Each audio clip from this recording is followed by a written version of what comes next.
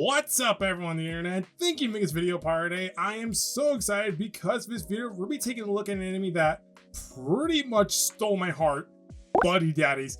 So this anime came out back in early 2023 and it was one of those shows that I didn't have any interest for because honestly it felt like another version of Spy Family where we have this cute little girl who has parents that are trained killers, and that's pretty much what we got. But holy crap, I was not ready for how cute this little girl is. Anyway, we're getting ahead of ourselves, but to give you a brief look, the story revolves around two hitmen, Kazuki and Rei, who have been tasked with taking out a target at a Christmas party. At the same time, we're also introduced to Miri, who looks to be around 4 and bumps into these hitmen and is looking for her daddy. And I love how episode 1 not only shows you just how adorable this character is, but it also gives you a taste of the action this anime brings when you watch these hitmen take out their target and at the same time rescue Miri by telling her that she's her daddy's. But it's not until the next day where these guys find out that the target they killed was actually her real father. Oh boy, but to be fair, her real father was the head of a mafia and was trafficking drugs and women, so he got what he deserved. And her mom? Woof, we'll get to her later. But anyway, going back to the story, after watching episode 1, we see these two hitmen switch gears as they suddenly enter fatherhood, and I love how both these hitmen have different approaches when it comes to raising a child. Because when you look at Kazuki, he pretty much takes up the role of being the mom of the group, meaning that he's the one that does most of the cooking, cleaning, and laundry.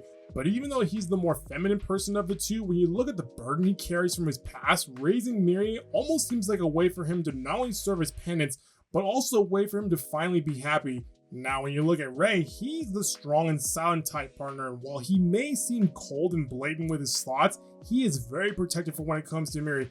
And it's this balance between hot and cold, light and dark, nature and nurture that serves as the building blocks for this family as we watch Miri bring out the best in these two men. Now, with that being said, let's talk about the action because this anime likes to go John Wick, as we could see these guys go on several missions, and when we get to the final episode, these guys do an impossible task. I won't go into detail because that would be spoilers, but going back to the story, throughout the anime, the story pretty much has a slice of life anime feel where we watch this makeshift family go through the ups and downs of life, like going to school or family trips to the supermarket, while also springing some action that keeps us on our toes.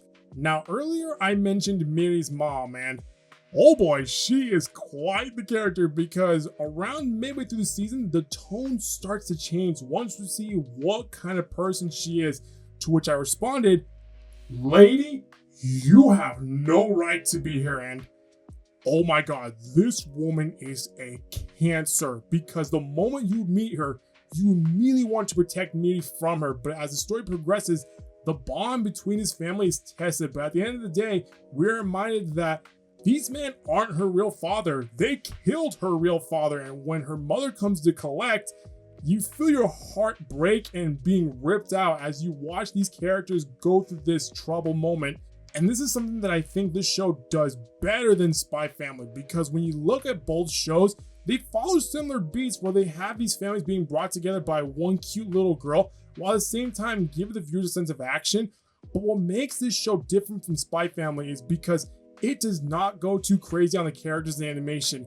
Yes, Spy Family has far better action scenes than Daddies, but when you look at the characters, while I love the characters of Spy Family, I mean, I saw the movie opening day, there came a point where some of those characters became too goofy, and this is something that this anime has self-control over because it is very easy to make these characters way too quirky, more specifically Kazuki, given how he shows more emotion than Rei.